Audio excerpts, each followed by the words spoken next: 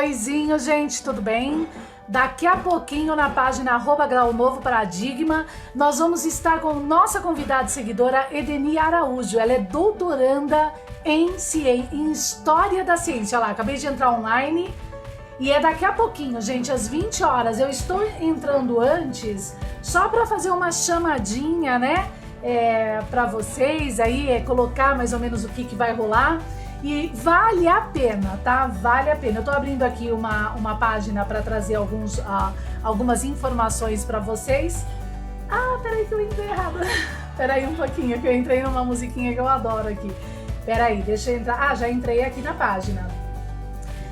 Hoje, então, essa live, gente, é imperdível, tá? Ela vai trazer o tema Cosmologia de Pitágoras, Universo, Proporções e Razões. Para quem não sabe, Pitágoras, a escola pitagórica, né, analisava junto com Pitágoras para desenvolver o Teorema de Pitágoras, que nada mais é que um resgate também arqueológico, é a mesma condição que Euclides oferece e proporciona e descreve na obra Elementos, tá? Por isso que não esqueçam de fazer o nosso cursinho sobre Euclides, junto ao signo arqueológico. Então, na escola pitagórica, o objeto arqueológico era a análise de estudos de Pitágoras, tá vendo aqui com os seus números fixos.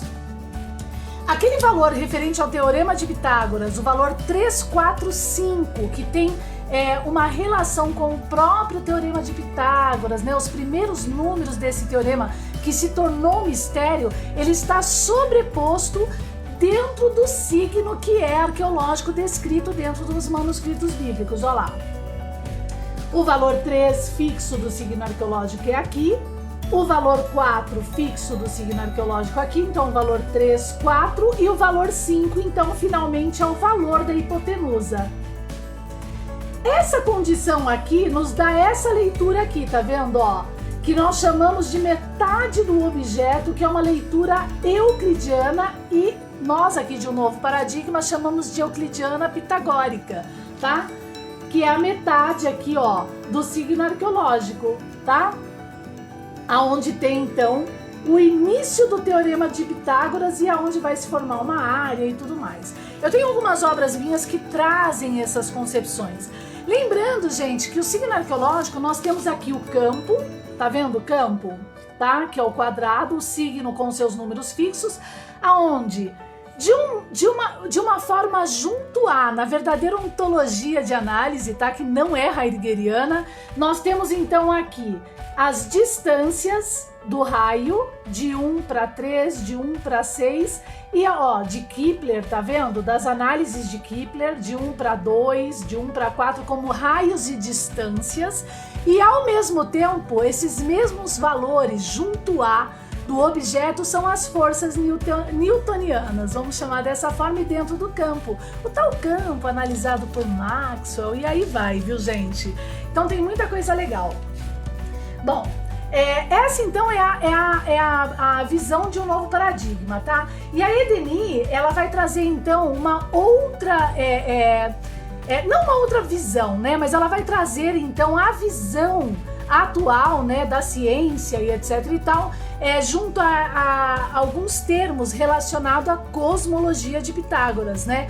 Porque a proposta é trazer para o novo paradigma essa filosofia realmente circular agora, de forma a comparar todas as possibilidades junto a esse objeto arqueológico que é o nosso carro-chefe, tá? E agora conceituar aí esses problemas e dificuldades que a historicidade, a história factual positiva traz para a perspectiva do homem, e dentro da ciência como regra e até heideggeriana, negando ali a historicidade e a história factual que Heidegger diz ser negativa, que é Kant, Hegel e assim vai, tá? Bom, falando rapidinho de Edeni, ela tem formação em História, é mestre em Ciências Sociais e atualmente cursa doutorado em História da Ciência na PUC-SP, no campus de Paranaguá, em São Paulo. A sua pesquisa concentra na transformação de metais do Brasil, tá? No século XVIII e XIX. Em novembro, irá apresentar um seminário na 17ª Semana da História da Ciência e Tecnologia, um evento sediado da Unirio, e terá sua programação transmitida online devido à pandemia, tá? São várias as áreas de seu interesse, incluindo educação, concentrando na formação técnica e profissional dos educandos, né? Inclui também filosofia, sociologia, filologia, tudo que o Novo Paradigma gosta. E a paleografia, que utiliza como método de investigação para a tese, tá bom? Então essa é a Edeni, que vai nos ceder hoje, né, todo esse conteúdo sobre Pitágoras e abrir aqui dentro de um Novo Paradigma.online, né, nosso site oficial, e a nossa página do Facebook, @graunovoparadigma, esse leque, né, essa possibilidade da filosofia circular e ao mesmo tempo comparativa de todos esses termos agora que vão aflorar. E mais um pouquinho assim, só para dar uma apimentadinha, terminamos Heidegger, já lançamos na Amazon o Futuro Social de Heidegger, a obra já está disposta, né, disponível, me perdoe, na amazon.com.br, em todas as Amazons do mundo hoje. O e-book só custa R$ 9,99, provando que Heidegger se utiliza da cartesiana de Descartes, que é esse próprio objeto, ao mesmo tempo que ele pede para o seu discipulado negar, né, Matema e essa cartesiana. E a partir de agora a gente vai entrar nos termos sobre hermenêutica e Gadamer, mas ainda não está muito aqui na mesa, muito concluído, mas aguardem que a gente vai concluir, tá bom? Então, brigadinha e daqui a pouquinho, gente.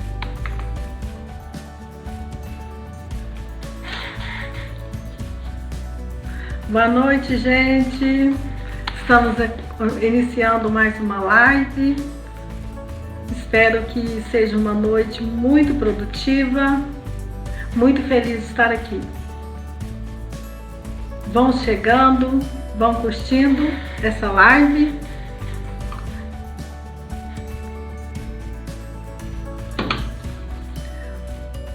Bom, vamos ir dando início, para não atrasar muito. Olha, estou muitíssimo feliz desse momento aqui com vocês. Com certeza será muito agradável realmente discutir, né, as questões filosóficas, e a filosofia circular ela é muitíssimo importante porque dá esse intercâmbio entre as áreas, né, as diferentes áreas do saber. Como é que no Novo Paradigma ele tem um objetivo, um objeto, a gente vai se inteirar disso e vai contribuindo uns com os outros, né? Essa é a importância. E eu quero muitíssimo agradecer o Novo Paradigma por essa oportunidade, que eu sou uma seguidora assídua do Novo Paradigma, estou sempre aqui. E hoje tenho essa oportunidade, né, de passar de espectadora, né, para emissora, né, de algo que venha contribuir com vocês. Então, o meu objetivo aqui, ele vai tratar da cosmologia de Pitágoras.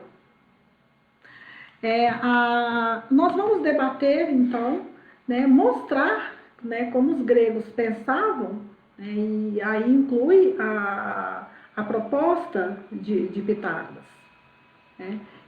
Então, esse será o nosso objetivo. Como que os antigos gregos pensavam a origem do cosmos ou universo, que é no sentido de mundo, universo ter o mesmo significado. Para eles não havia essa diferença. Então, inicialmente, nós vamos dividir em 3 momentos essa exposição. Primeiro, o tempo e espaço da filosofia e ciência dos gregos, que é importante que a gente perceba o contexto, né, a realidade, né, da ciência e como que nasce essa filosofia, né, e a ciência, numa visão cosmológica no cosmos, do início de tudo, de como que inicia tudo, que era a visão dos gregos. da natureza e outras discussões que permeavam, né, sobre essas especulações, né, filosóficas da origem do universo, tá certo? Nós vamos também trabalhar com o Arquê de Pitágoras, como é que ele vai organizar o conhecimento, sistematizar o conhecimento, né, do princípio que ele entendia como organização do cosmos, como pela relação das proporções, né, as proporções de tudo que há no universo.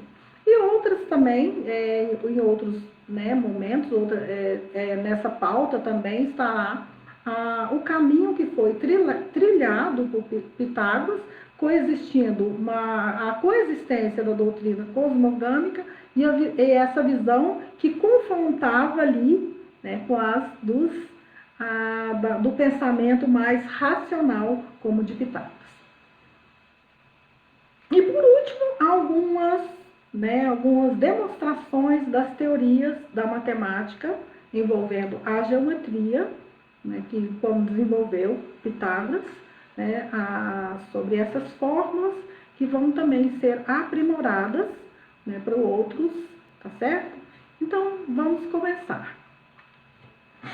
Eu queria, primeiramente, expor para vocês, né, que esses pensadores, né, eles estariam, em termos de localização geográfica, espero que vocês tenham alguma noção sobre isso, os primeiros pensadores gregos. Então, os gregos, eles já começam, né, eles são uma mescla de povos, de culturas muito diferentes, tá? Então, dessa mescla de culturas é que surge esses filósofos, e eles habitavam, né, regiões da Grécia Antiga, muito tempo antes de Cristo. Isso por volta já de 2000 já existia ali comunidades gregas. E essa localização, ela estava ali entre os Balcãs, Oriente Médio, e foram estabelecendo umas comunidades na Turquia. Várias cidades surgiram ali. E aí eles vão começar a investigar, né, esses filósofos começam a pensar em tudo, na natureza de tudo, na existência. Né? E o que levou esses pensadores, né, a começar a fazer esse tipo de indagação? É justamente a condição do que eles viviam, o contexto do que eles viviam, a proximidade que eles tinham da natureza. É o que a gente tem que ter essa visão. A ciência, né, que a gente procura entender, é relacionada às suas condições e ao seu contexto. A gente não pode tirar isso dessa perspectiva, né, que a gente vai explicar, tá certo? Que a gente vai entender o desenvolvimento do conhecimento. Mas, em si, o que nós temos que considerar a princípio? O que era a ciência, então, para eles? A ciência daquele tempo, relacionada às condições que eles viviam, consistia na explicação, né, de todos os elementos que constituiriam, né, o universo, né, os primeiros que eles vão observar na natureza, a terra, a água, o fogo, a explicação do cosmos e da vida, e tudo que se formou. Então, eles tinham essa preocupação, tá certo? Em resumo, havia um consenso, ou não sei se eu posso dizer assim, uma ideia de formação do universo entre os gregos, que a princípio entre eles formava uma ideia de caos, né? Um caos que se surgia do nada e que esse caos se organizou e se transformou num cosmos. Seria de uma transformação.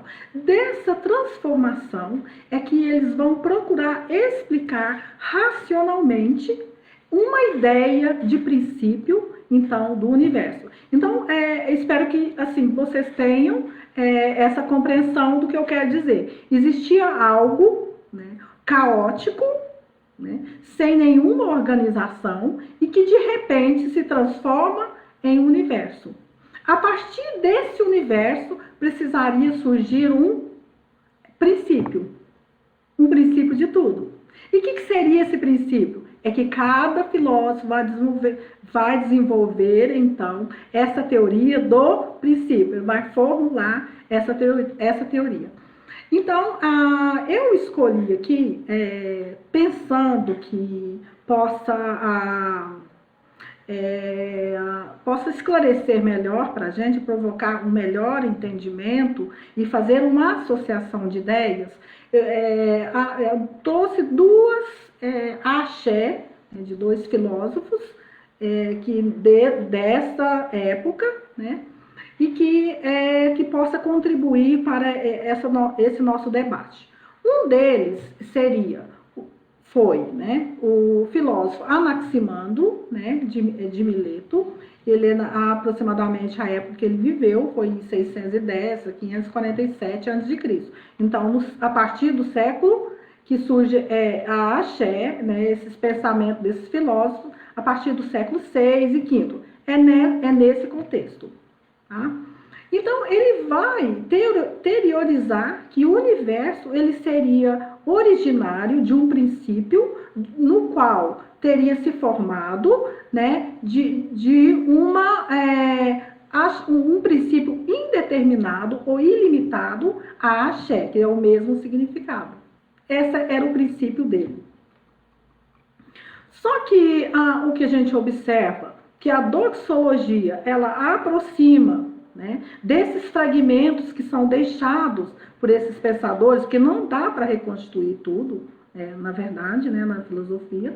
Então, esses transmite esses conhecimentos. Um deles que transmitiu os conhecimentos de Anaximandro foi um físico chamado Simplício, né?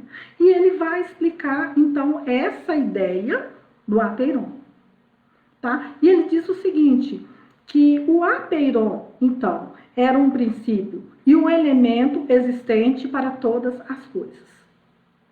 Que, inclusive, né, o Simplício, ele vai introduzir, então, esse conceito, esse termo, princípio, que nem existia. Tá? E aí ele continua explicando sobre a ideia do apeiron, e ele diz que esse princípio, o apeiron, ele diz que não é surgido, né, não é a água, como outros filósofos defendiam, que era o caso de Tales de Mileto, que não era água, nenhum outro elemento da natureza, e sim, né, desse ilimitado nasceria o céu e tudo que no mundo havia, tá certo? Então, é a ideia principal, quer dizer, a axé de Anaximandro, tá ok? Bom, outro filósofo, né, outro pensador que eu quis trazer também para vocês foi o Parmênides, embora ele desenvolveu a sua teoria posteriormente a Pitágoras, mas eu acho essencial trazer essa explicação, trazer aqui, né, para vocês. E para a gente, né, relacionar esses pensamentos que também esteve presente, né, a gente vai perceber essas ideias também em Pitágoras. Então, vamos ver. Ele tinha uma ideia, né, que a axé, o princípio de tudo, era o ser. O ser, ele é algo que algo que você tem, uma essência que permanece, que não é gerada, né, e que é imutável. Bom, esse princípio, ele vai dar uma ideia de que o pensamento, ele se forma, né, no consciente, né, nas ideias de uma pessoa, e que ele preconiza, né, essa ideia e forma um conceito das coisas. Que essa essência, ela é o quê? Qualquer pessoa ou qualquer ser tem uma essência que ela não muda, que é imutável. Tá certo? E eu quero ver se eu consigo explicar de uma maneira que fica bem compreensível. Por exemplo, eu tenho uma essência. Eu posso ter mudado, tive a minha infância, tive a minha adolescência, hoje eu sou uma adulta, mas eu tenho uma essência que ela não muda. Ela só muda na aparência, tá? Na transformação, no devir, que é o devir da natureza viva que ninguém pode interferir, tá certo? Então, esse era uma doutrina da escola dirigida, né, por Parmênides, a escola da Eleática. Né? Então, ele vai dizer, ele preconiza esse ser absoluto, né, que ele pensa na essência das coisas e que se transforma em conceito de um mundo sensível, tá certo? A partir do sensível. E os Eleatas, eles só vão dizer que o ser é o que é verdadeiro. Qual é a verdade para ele? A verdade era o ser do devir, que existia transformação, que é na aparência, mas a permanência do ser, tá certo? E sobre essa teoria, né, que Aristóteles, né, que vai estabelecer os princípios a partir dessa teoria dele, que é da aparência, entre quente, frio, ou fogo, água, vai estabelecer uma relação de opostos, que vai ser ordenada, tá certo? Então, se você vai examinar uma verdade a partir dos seres, você vai admitir somente as coisas sensíveis, porque o ser é imutável, tá certo? E essa teoria, ela vai proporcionar a elaboração do conhecer e da essência do ser, então, que vai ser influenciado nas ideias de Aristóteles, como também de Platão, que é outra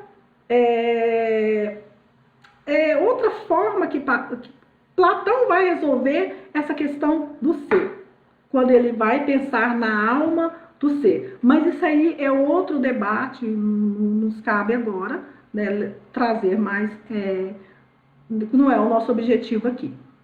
Bom, então, aí como eu coloquei aqui para vocês, então, a forma de pensar dos gregos, né, pelo que eles concebem, né, a origem do universo, né, como a partir de um caos, não tem a ideia do cristianismo. É muito bem apropriado, que fica muito bem claro para nós. Tá? Porque a ideia de criação não existia para os gregos naquele tempo. Tá certo? Em que são os princípios, né, da criação? Deus criou tudo. Para os gregos não existia esse pensamento. Então, se você pega a Bíblia, né, no livro de Gênesis, capítulo 1, versículo 1, vai estar lá. No princípio, Deus criou os céus e a terra. A terra, entretanto, era forma vazia, né, era sem forma e vazia. A escuridão cobriu o mar, que envolvia toda a terra, e o Espírito de Deus se movia sobre a face das águas. Então, o que você tem ali? Uma ideia de criação, que é inconcebível para os gregos. Tá ok? Então, eu quero deixar isso muito bem claro para vocês. Então, para os gregos não existia a ideia de criação, mas existia somente o princípio da axé, que seria para organizar o universo. Então, a busca deles, né, vai ser, né, que vai transitar entre essas ideias, era a origem de todas as coisas, para explicar a realidade a partir de um princípio que há dentro das coisas. E que isso começa a distanciar de certas, aliás, né, da visão cosmogâmica, né, que era fortemente vivida pelos gregos. né? Como, por exemplo, o culto ao deus Olímpio. Tá? E nisso, esses filósofos confrontam ali com aqueles povos, né, em certas regiões, que cultuavam os diferentes deuses, né, que cada um tinha uma história, né, que conduzia a vida dos seres humanos, de todos os humanos, tá? E é disso que ele vai, né, que eles vão distanciar, que é o que ocorreu com Pitágoras, e inaugurando um pensamento mais lógico e racional.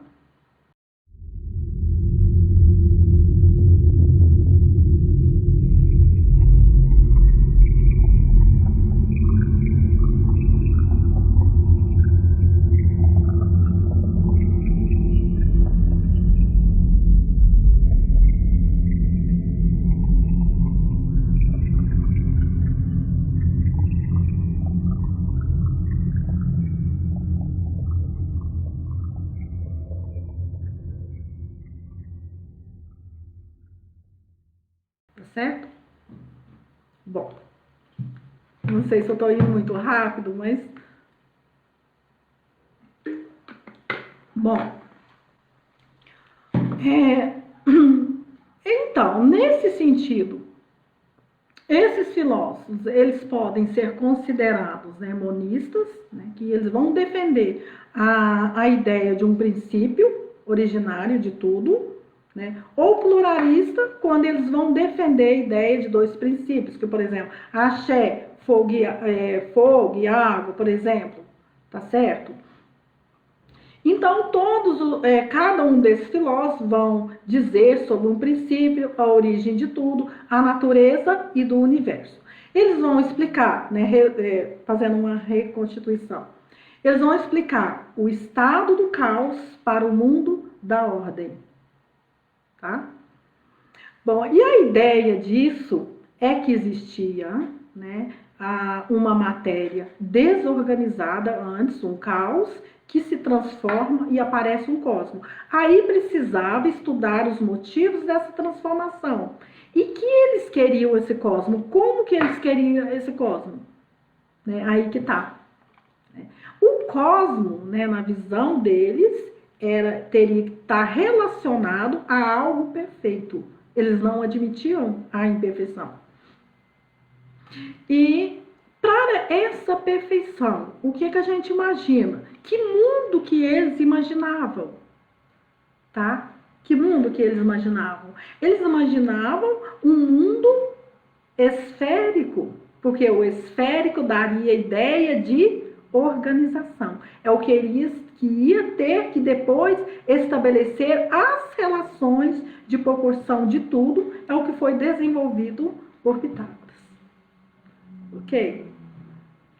Então, dentro desse cosmos, né, as formas de organizar, né, que é esférico, né, e que na esfera isso era possível de se organizar. Como às vezes a gente aparece aí uns terraplanistas, né? Aí é que tá. Mas então, desde aqueles tempos, então não existia, a ideia era de se constituir um universo harmônico e organizado. Assim que também Pitágoras, nesse sentido, é que vai pensar na harmonia, que ele concebe um mundo nos elementos, né, da natureza e em tudo. Ok? Bom, falar um pouco, né, de Pitágoras, né? Não vamos entrar em Pitágoras, mas primeiramente nós temos que ter em mente a importância da matemática, tá? Porque a matemática ela vai ser encontrada, né, em diversas culturas, por necessidade das culturas, né, como das culturas egípcias, das culturas babilônicas e outros povos, e que eles vão ter uma necessidade de urbanização, desenvolvimento, né, de arquitetura, construções. Então, a necessidade da matemática era primordial para esses povos. Tá? E isso também é muitíssimo antigo. A gente não vai falar que a matemática surgiu ali, que já com os povos organizados, não. Isso vem desde, né, do homem primata, que teve necessidade de contar, né, alguma coisa, elementos do que eles necessitavam. Tá? Então, a matemática é antiguíssima. Tá? Eu para te falar, para ser sincera, eu não saberia de dizer assim um marco, tá? Bom, outra que também não sou matemática, mas a gente estuda filosofia, a gente tem esses conhecimentos, né? Bom, a importância, então, da matemática é porque ela é diferente, porque ela desenvolve um conceito e que esse conceito ele traz uma verdade, né? Que uma verdade que traz um rigor científico e pressupõe ali resultados que são comprovados, né? Isso aí. E outra, que também a gente também não pode ter uma ideia de ainda, que às vezes a gente pode ver, e às vezes algumas pessoas ainda falam em axiomas do período de Pitágoras. Não, existe as teorias, porque os axiomas eles vão surgir muito depois, ali depois do surgimento das universidades e vão formar ali, né? Vai aparecer as formas de muitos estudos, né? Que para facilitar os cálculos da matemática. Bom, então, aí como tem historiadores da matemática, que eles vão dizer, né, vão tratar a matemática realmente como um tesouro do homem que foi descoberto, e que eles guardaram esses conhecimentos, né, nas culturas e por diferentes sociedades e por necessidades. Tá? Então, eu quis fazer esse chamamento para a gente entender a importância, né, do conhecimento da matemática, né, para o desenvolvimento do conhecimento científico, para o desenvolvimento do homem. Tá certo? Bom, Pitágoras, ele tinha vastas áreas, né, de conhecimento, como, aliás, era comum naquele tempo. Ele estudava matemática, era astrônomo, ele estudava a música, né, porque ele pensava nessa harmonia, né, do universo. E ele era da ilha de Samos, é uma ilha que se você olhar lá no mapa, você vai localizar, e próximo a Mileto. Ele viajou muito, Pitágoras, né? Ele viajou, foi morar na Magna Grécia, ele foi para Crotona. Em Crotona ele formou uma associação religiosa e teve suas doutrinas, as suas doutrinas fechada entre seus seguidores em segredo, justamente porque ele vivia um tempo que ele era muitíssimo perseguido, justamente pelas suas ideias racionais que confrontavam com a mitologia. Ok, gente? Bom, especula inclusive que ele tenha sido assassinado por forças, né, por forças da elite, forças políticas, né, que ele tenha sido assassinado justamente por causa dessas ideias que ele defendia. E na Grécia, isso porque o confronto que existia é porque na Grécia Antiga, né, os povos eles construíram, né, ao longo, né, de seculares, assim, uma narrativa, né, de mitos, lendas, né, que a Grécia era povoada por muitos deuses, e esses deuses comandavam a vida dos homens. Eles tinham muito poder sobre a vida dos homens. Eles administravam, e o interessante é que administravam tudo, né, sobre a vida dos humanos, determinavam seus destinos, né, as suas vitórias, as suas doenças, tudo. Inclusive, para a versão do cosmos em si, a organização era a partir dos deuses, né? Aí é que tem, então, esse confronto, né, da não aceitação das ideias racionais. Tanto é que na ciência a gente pode perceber que, às vezes, uma ideia na ciência ela não é aceita, né, justamente por causa de mitos, até que as pessoas transmitem, né, aquilo anos e anos, vão transmitindo de geração em geração, a transmissão oral que impede, às vezes, que as pessoas aceitem, né, a ciência. E é o que acontecia naquele tempo, que existia as pessoas, os profetas, né, os chamados aedos, né, que transmitiam esses conhecimentos que eram dos deuses, dos sacerdotes, né, dos religiosos. E então tinha todas essas questões, né, que a gente tem que entender. E na região, principalmente na região de Pitágoras, tinha um referenciamento, né, de um poeta místico, né, que era o chamado Dionísio, o deus Dionísio. Tá?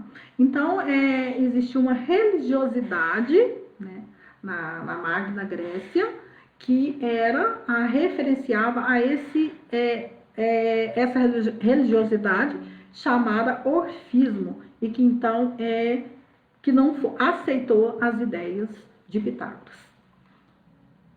Por quê? Esse orfismo, né, ele fez parte da filosofia, né, também pré-socrática, né, daquele tempo, que nós temos um marco, né, nesse tempo. E nessa visão, né, que perpetuava ali, perdurava entre os povos gregos, né, nessa região de Pitágoras, era referenciado, então, o deus Dionísio, o deus Dionísio. E esse deus, então, ele tinha uma história, ele tinha ido no submundo, ele tinha voltado e ele tinha toda a interferência na vida dos homens. Inclusive sobre a purificação da alma. Ele tinha um controle da alma das pessoas.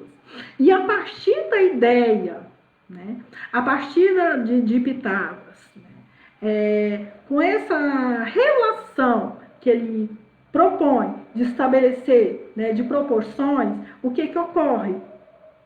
O que ocorre com isso? Ocorre que o homem em si passa a ter a sua própria medida. Perceberam? Então, essa diferença, né, mitológica, né, e entre, né, uma racionalidade que vai afastando um pouco, né, a concepção mitológica, né, e a racionalidade afasta essa concepção mitológica. Tá? Então, que vai transformar nessa mudança. Tanto é que é bom lembrar que o Pitágoras, ele vai ser um personagem, né, que ele vai ser lembrado, né, assim, ele passa a ser lendário, né? Isso, logicamente, aconteceu muitos anos depois, né, de sua morte, né? Já não dá para a gente fazer assim demarcar, né, isso, quando ocorre isso. Já provavelmente deve ser muito tempo antes.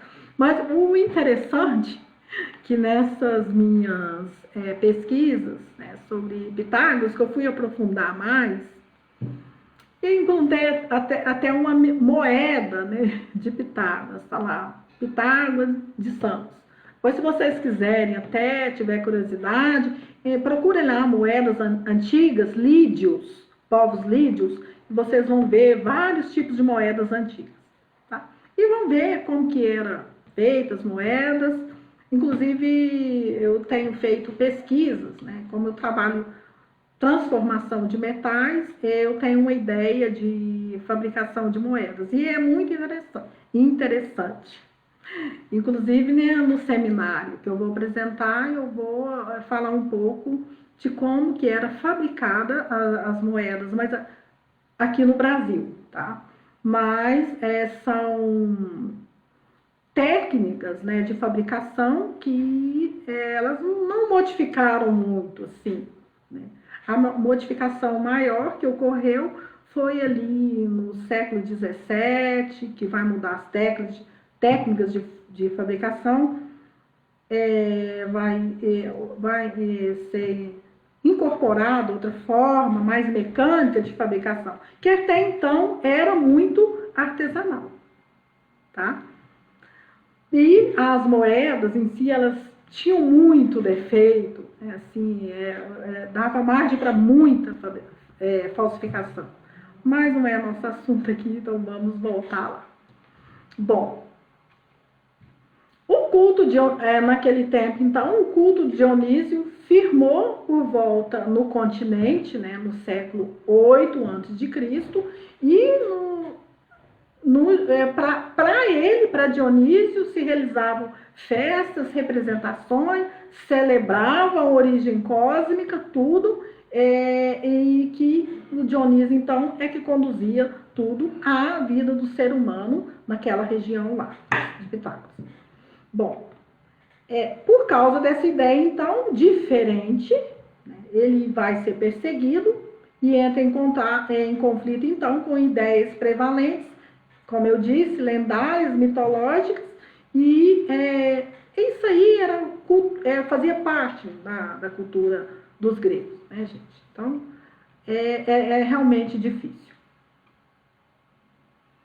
Bom, devido Pitágoras ter formado, né, essa associação, tipo uma confraria religiosa, né, nós vamos ver que, ou também, né, por causa dessa perseguição dele, e outra, que já era difícil mesmo, né, manter esses escritos, ainda mais que era fechado, muito da vida de Pitágoras não existe, assim, documentado, né, como fica os fragmentos dos filósofos, e que o dele foi pouco reconstituído, mas a gente tem alguma coisa que a gente pode, né, que ficou, né, que foi reconstituído, principalmente pela doxologia de Filolau, que é do ano 300, né,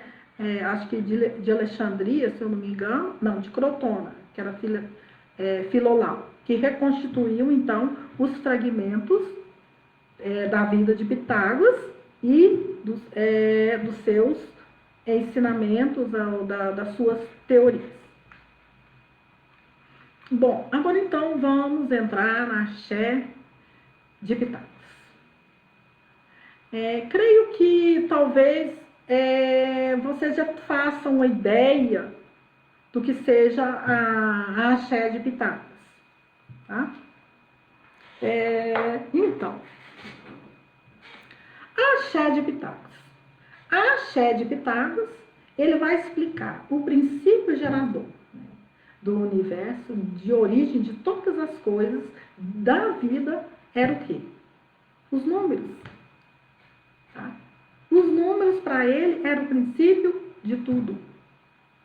Pela matemática, ia explicar tudo que existe, tanto no sentido, até no sentido figurado. Ok, gente? Bom, ele vai, né, denominar, né, identificar os números, né, os objetos, para os objetos, para pessoas, para animais, tudo teria uma identificação por número. Bom, e o nome? O nome vai ser relacionado ao número. Aí ele passa a considerar como um número, o número como sagrado. O número vai ser sagrado para Pitágoras. E a razão disso é porque o número, ele podia ser representado, inclusive, no sentido figurado. E então, o número ia representar a essência das coisas. E tudo surgiria a partir da alteração, da associação com esses números, dando origem ao universo e à matéria de tudo que existe. Bom, vou dar um exemplo, né, que alguns historiadores reconstituíram isso, não sou eu, né, assim, mas no sentido figurado. Por exemplo, ele dava a 1 a razão, 2 opinião, 4 a justiça, 5 o casamento, 10 a perfeição, né? E aí ele começou também a atribuir, por exemplo, o ponto número 1, 2 a linha, 3 superfície, 4 volume. Tudo isso não é símbolo, é sentido figurado, né? Por quê? Porque você não vê isso, mas isso tem um nome. Tá certo, gente? Bom, para ele, então, precisava, para ele precisava, então, desse sentido da proporção à matéria, né, porque isso representava a ordem. Então, a ideia de Platão é que tudo se estabeleceria uma relação em tudo, uma relação de proporção, porque isso daria a ordem. Então, os princípios fundamentais da matemática é a partir dessa relação, né, de proporção, que ele vai ver, vai determinar ali os níveis de realidade e ele vai criar a tábua dos opostos, fazendo essa relação que é principal, que seria, então ele vai determinar 10 opostos entre, então vou citar aqui para vocês, a primeira oposição dessa tábua, finito e infinito, ímpar par, unidade e multiplicidade, direita e esquerda, macho fêmea, repouso movimento, reto curvo, luz obscuridade, bem ou mal, e quadrado e retângulo. Tá? Então, ele vai estabelecer essas relações de oposição, criando essa tábua dos opostos. Bom, agora já conversamos muito em teorias, eu pensei em trazer alguns exemplos mais práticos, né, do que Pitágoras formulou em termos de teoria dos números, porque no pensamento deles, os números era perfeito. O significado dele de números era perfeito. Então, ele produziu várias formas matemáticas para explicar que os números eram perfeitos, no entendimento dele, né? E seus discípulos, seus alunos, foram também seguindo esses conhecimentos, e até a gente pode ter dúvida se foi esses discípulos também que transmitiu esses conhecimentos, essas formas, mas enfim, é a teoria de Pitágoras, tá? Bom, um dos exemplos que eu trouxe aqui, eu não sei se eu vou conseguir marcar. Só um minutinho. Uma mensagem aqui. Bom, tá certo aqui. Bom, é o seguinte, ele vai, né, um dos exemplos que eu trouxe para vocês aqui, né, nessa live, exemplos práticos, né, de uma pesquisa que eu fiz, né, até sou da área de humanos, mas busquei esses exemplos para ficar mais interessante para a gente. Bom, na tentativa de entender, então, o significado do número como mais perfeito, ele vai descobrir as potências de 2, né, o que eu encontrei, as potências de 2 elevado ao quadrado, elevado ao cubo, elevado a 4 e elevado a 5. Ele vai dizer o quê? Que a soma dos divisores de 2 elevado ao quadrado, 2 elevado ao cubo, né, e ao quadrado, e não, 2 elevado ao quadrado, 2 elevado ao cubo, 2 elevado a 4, 2 elevado a 5, a soma dos seus divisores é sempre igual ao número do resultado menos 1. Tá? Então, olha, ver se consigo mostrar aqui. Não sei se vai dar certo. Mas se não der certo, eu explico aqui. Acho que não vai dar certo. Bom.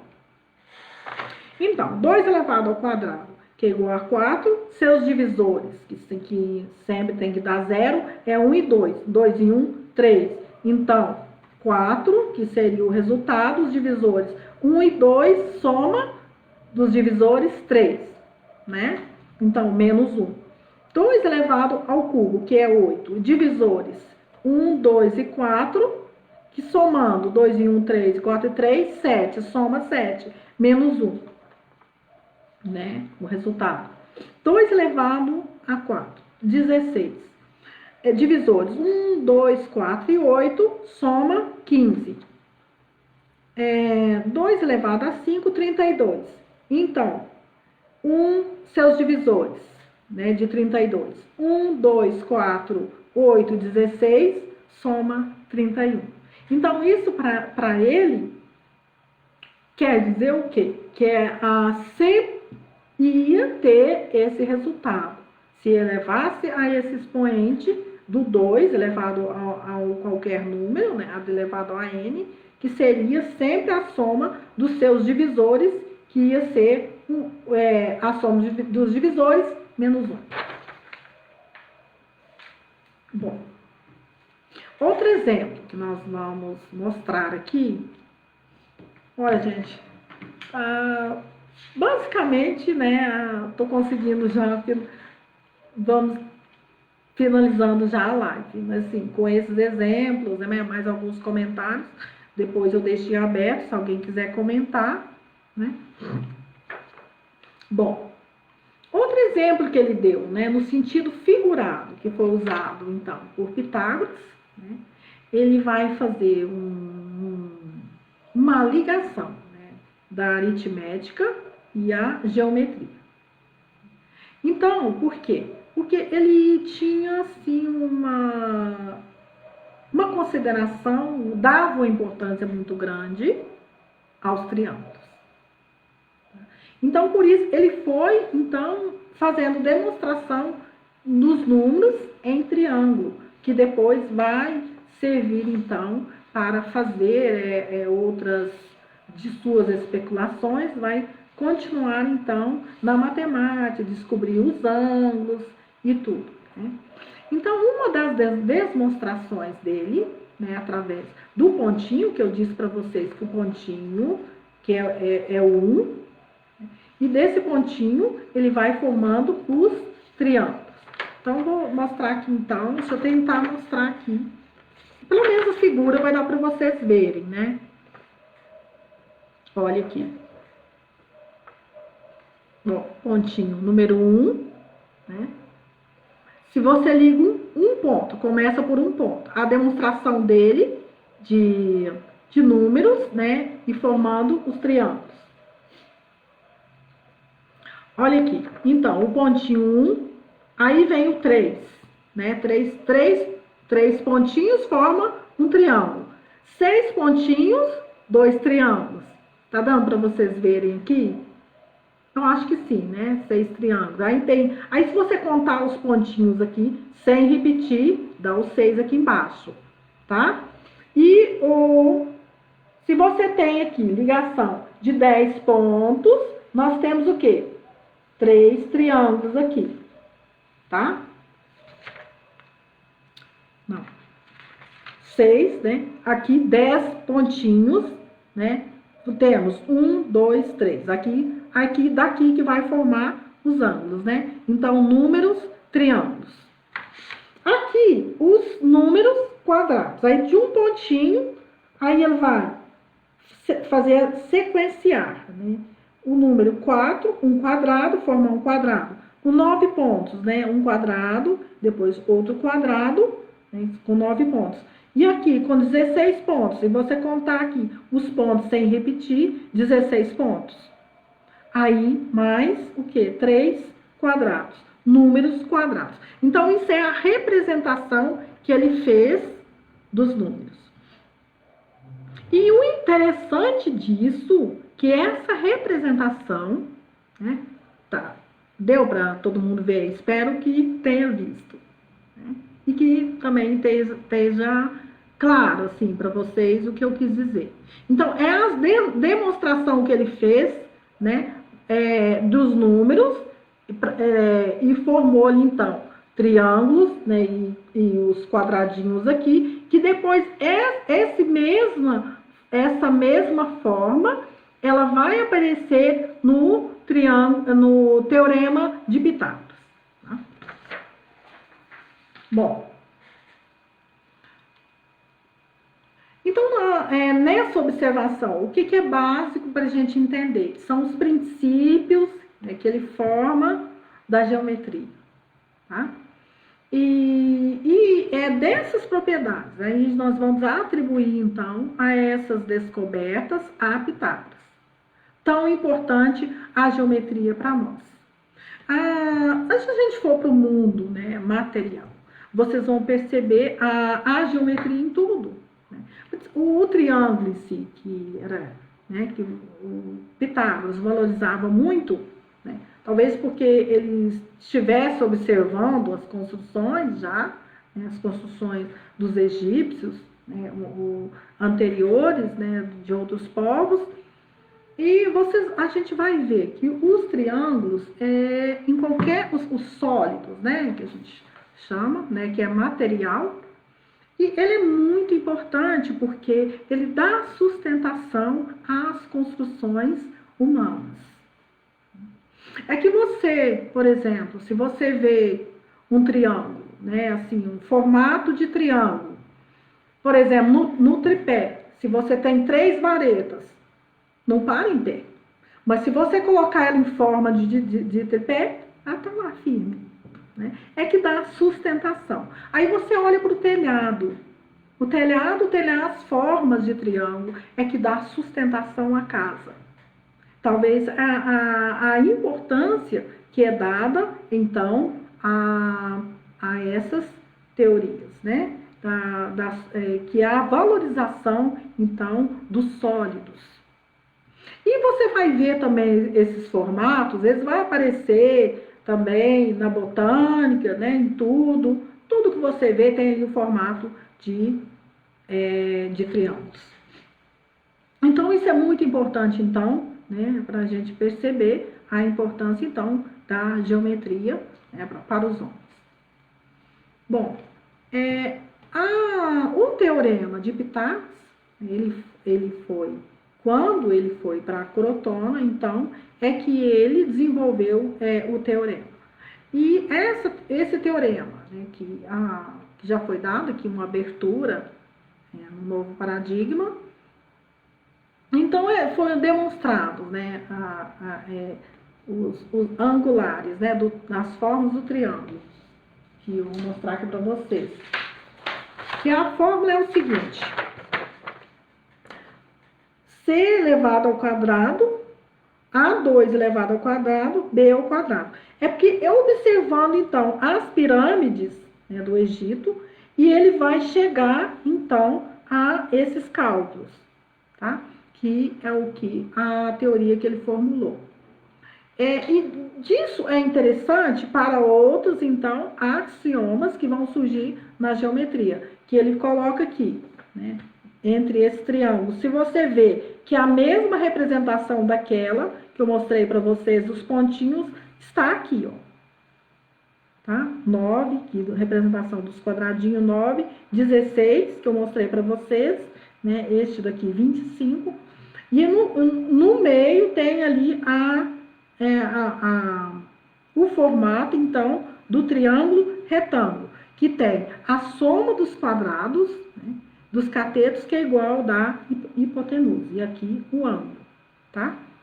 E o interessante é que o teorema, ele vai ser, então, estabelecido, né, vai ser novamente, né, lá vai aparecer em Euclides, né? Em 3 livros do Euclides aparece, então, o Teorema de Pitágoras. Vai ser desenvolvido bem posteriormente. Tá? Uma figura maior, vou ver aqui para vocês. Temos aqui, né? É aquele mesmo, o formato do triângulo que ele desenvolveu. Tá certo? Aqui, cateto, cateto, hipotenusa, né? Formado aqui um ângulo aqui. Tá certo? Bom, então, finalizando, então, assim, a gente vê, então, a importância de Pitágoras, pelo que nós entendemos, essa herança da matemática. Ela é muito importante pelo que a gente entende ali do período que foi desenvolvido ali no período grego, né? Que grande parte desses fundamentos foram estabelecidos na ciência moderna, né? Esse campo foi sendo aprimorado do pensamento filosófico, científico e matemático do período pré-socrático, tá certo? Então a gente deve a eles aos axiomas posteriores e várias construções progressivas, né, que desenvolve desse pensamento da lógica e dedutivo e que tenha sido demonstrado, né, por provas da matemática, tá certo? Então, é isso que eu queria deixar para vocês. Queria ver se alguém tem algum comentário a fazer. E é isso aí. Espero que que vocês tenham aproveitado, que tenha contribuído de uma certa forma para mais reflexões, né, para a busca de outros conhecimentos que nos inspiram a essa busca, tá? Então, muitíssimo obrigado quem esteve presente até aqui, né? Se ninguém tiver nenhum comentário, eu vou encerrar a live.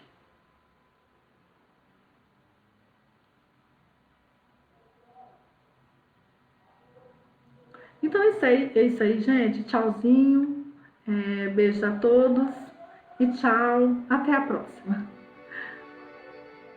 E foi ótima. E eu achei, eu tô empolgadíssima aqui, que eu achei mais códices, mais codex relacionado ao signo arqueológico na visão da cosmologia pitagórica e das suas proporcionalidades, razões e tudo mais. Eu vou tentar explicar rapidinho aqui, ó. Ela demonstrou aqueles valores aqui, são bem interessantes, que aqui tem um valor do triângulo na representação 1, 3, 6, 10 e o valor do ponto ao quadrado na representação 1, 4, 9, 16. Essa representação é o triângulo dentro do quadrado, tem relação com a escala infinitesimal de Gauss, tem relação aqui, é como se esse triângulo ficasse girando aqui o tempo todo infinitamente, na condição agora de proporcionalidades. Olha que coisa maravilhosa. E isso daqui tá junto com os valores, que são valores importantes do signo arqueológico descrito dentro do manuscrito bíblico. O signo arqueológico, que é aqui, ó, 4 grandes quadrados, e sendo a terça parte 75, e cada lado 50, 50 dos seus códigos, a gente tem 25 por 25. 25, 25, 25 é o valor de cada quadrante. E 25, confirma-te, é o módulo do signo arqueológico. É o módulo do próprio teorema 345 da escola pitagórica, porque 3 ao quadrado é 9 mais 16, aqueles valores lá, mais 25, 16 mais 9, o módulo é 25 por 25. Aqui é o módulo do teorema, que é uma assimetria e uma simetria, um triângulo dentro de um quadrado, um triângulo que agora vai ficar girando. O valor 16, ele está dentro do quadrado na proporção 8 por 8 por 8. 8 mais 8 mais 8 é 24, falta o valor sempre 1 de Arquimedes. Na verdade, 25 dividido por 3 é 8,23. Aqui está a simetria. 8,33. 8 por 8 por 8, tá faltando 1. E esse 1 que tem a ver com a lei de Gauss. Gauss compreendia essa linguagem. Esse 1, que é quase 1 em 0,99, é então aquela sobra de Arquimedes, o mais 1 e menos 1 da coisa. Bom, dessa representação aqui que ela mostrou, ó. Dessa representação aqui que ela mostrou, ó. A gente tem 1 por 1, 3 por 4, 6 por 9, 10 por 16. 1 por 1, 0, 3 por 4 mais e menos 1, que é o cisalhamento, 6 por 9, 3, 10 por 16, 6. Olha a harmonia aqui, ó. 1 cai, 3 cai, 6 cai, e aí continuaria dessa forma. Mais ou menos isso. O novo paradigma vai trazer essa resistência da res corpórea, o triângulo dentro do quadrado, e sem que a energia agora imposta aqui dentro como engrenagem vaze para fora, se mantenha infinitamente aqui. É uma forma de ler pela corda também sistemas da nossa cosmogonia por cosmologia e que seja. Vamos que vamos.